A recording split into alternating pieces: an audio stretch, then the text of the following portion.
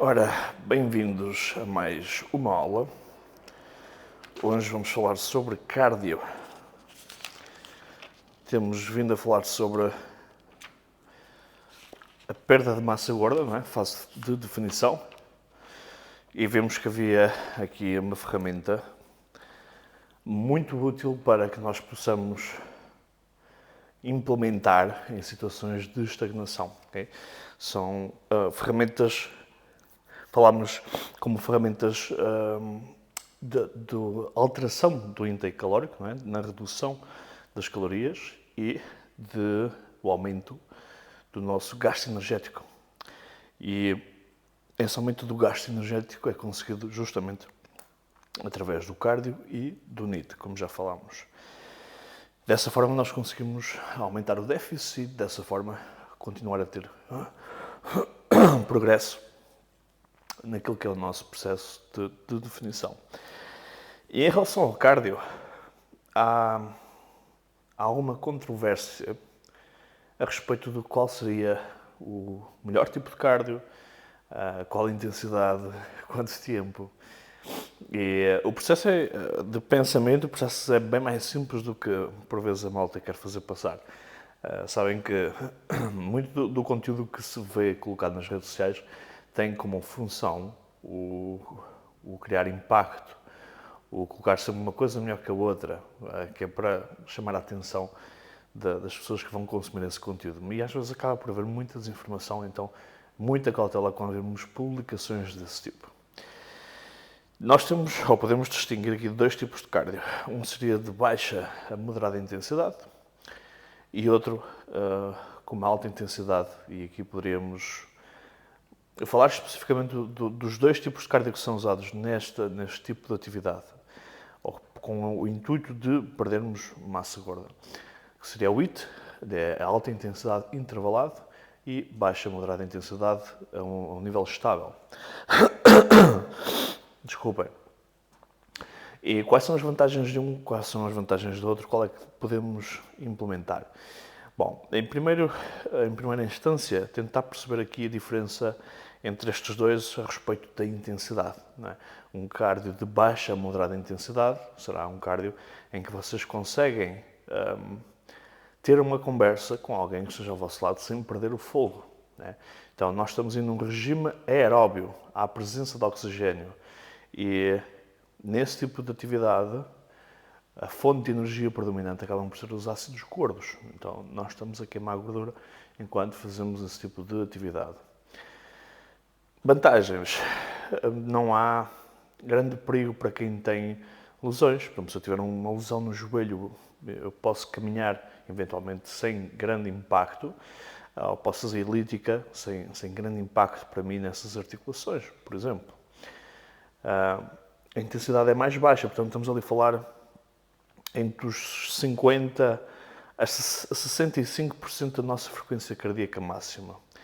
Portanto, por norma, entre 120 e 130 batimentos por minuto seria um bom indicador ou uma forma de estimarmos a intensidade deste tipo de cardio. Desvantagens, acaba por ser necessário mais tempo para a gente ter aqui um gasto calórico que realmente possa produzir algum impacto, mas como já vimos na última aula, aquilo que acontece é nós incrementarmos aos poucos, de cada 10 a 15 minutos, cada vez que queremos fazer um ajuste a respeito do gasto calórico através do cardio.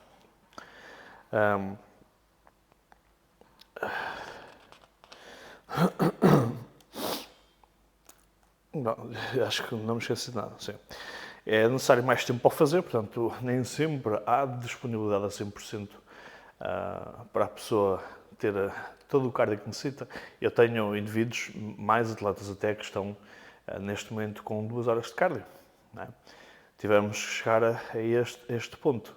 E isso provavelmente não seria algo execuível para alguém que não é atleta. Portanto, não tem esse foco.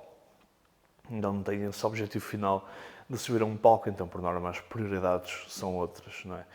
Então, Também o tipo de restrição é outro, o objetivo final é outro. Portanto, estou-vos a dar apenas um exemplo de que pode chegar eventualmente a esse tempo todo.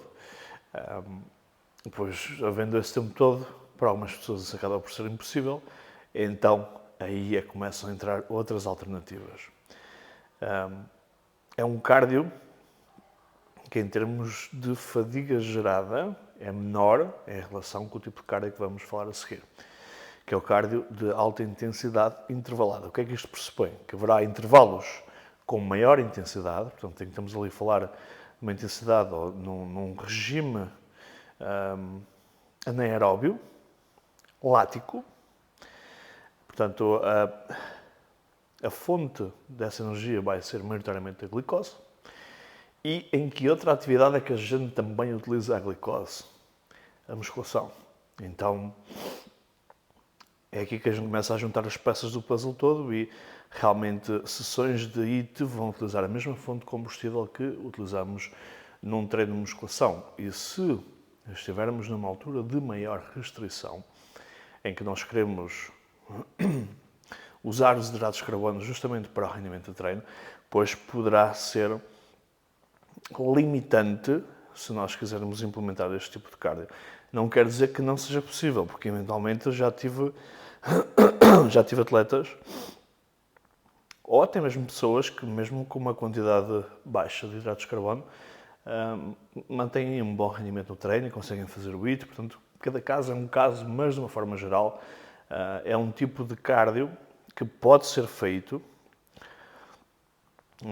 mas que terão que ter isso em conta, ok? Que a fonte utilizada para executar este cardio é mesmo utilizada para o treino de musculação.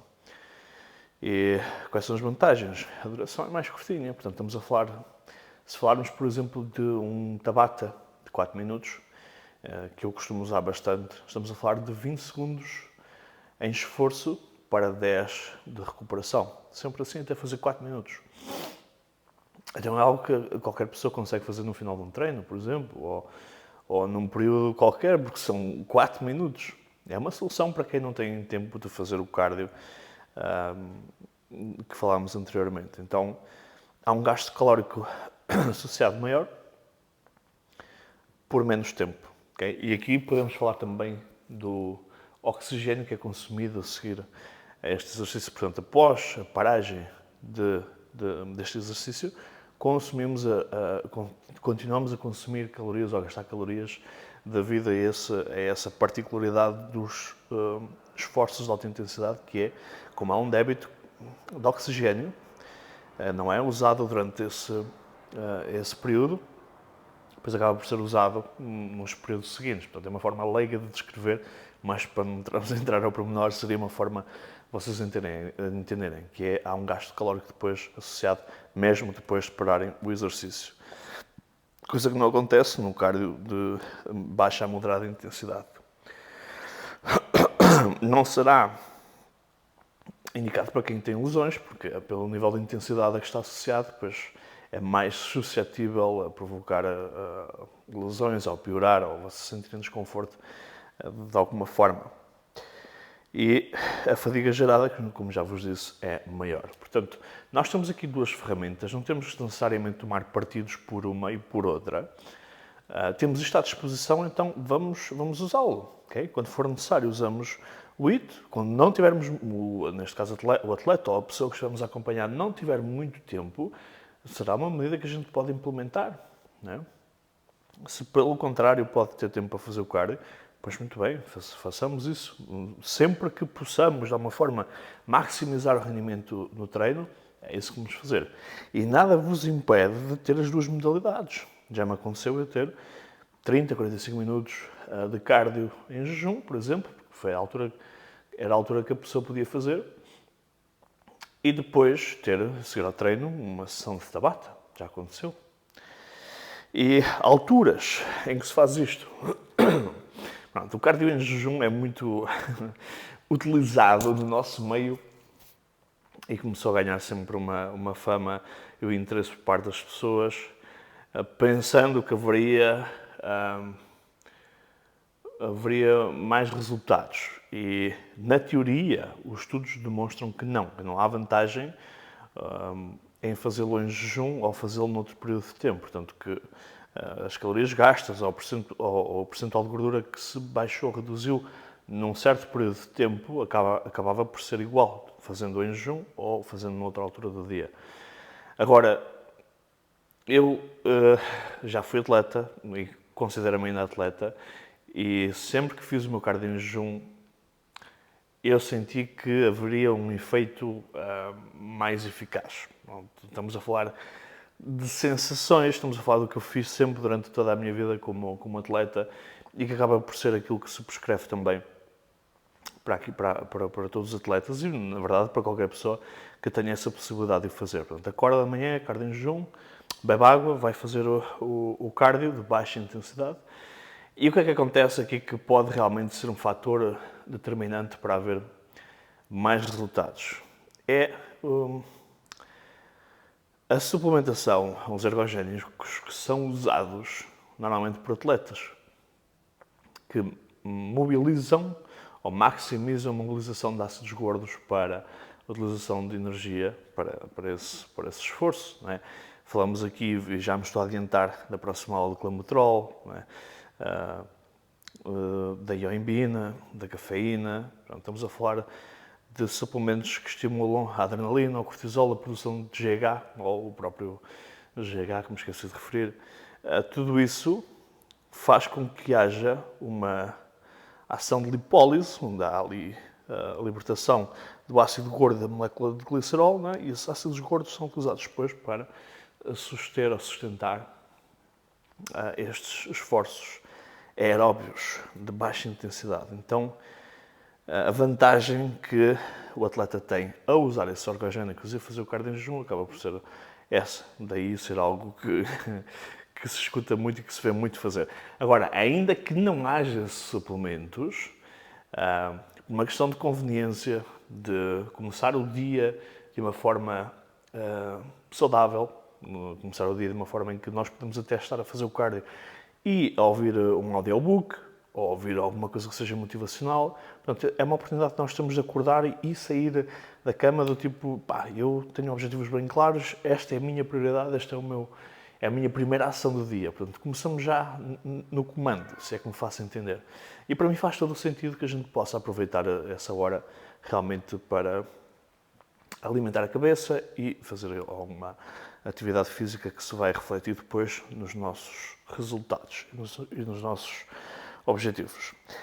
Referir só que, se for o cardio de baixa a moderada intensidade, nós temos formas aqui de aumentar o gasto através do tempo em que estamos a executá-lo, não é? Ou de eventualmente da intensidade com que é feito. Se for na passeira, podemos colocar mais inclinação.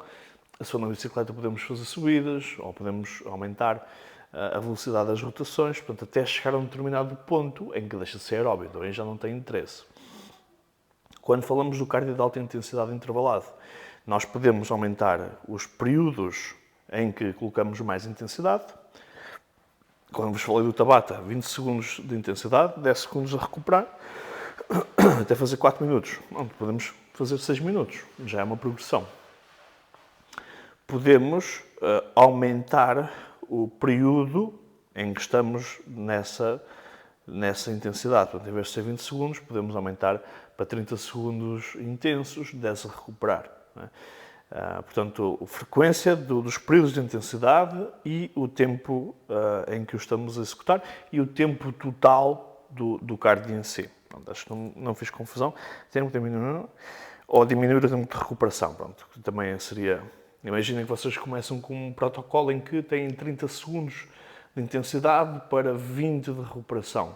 E à medida que forem ou que quiserem aumentar, incrementar essa intensidade, podem diminuir o tempo de descanso. Portanto, são formas, são estratégias de, com o mesmo tempo, conseguirem ter aqui um gasto calórico maior e gerar uma adaptação quando atingimos um ponto de estagnação. Tá bom? Sobre o cardio é tudo. A próxima aula será sobre suplementação e ergogénicos. Portanto, vemo-nos na próxima aula.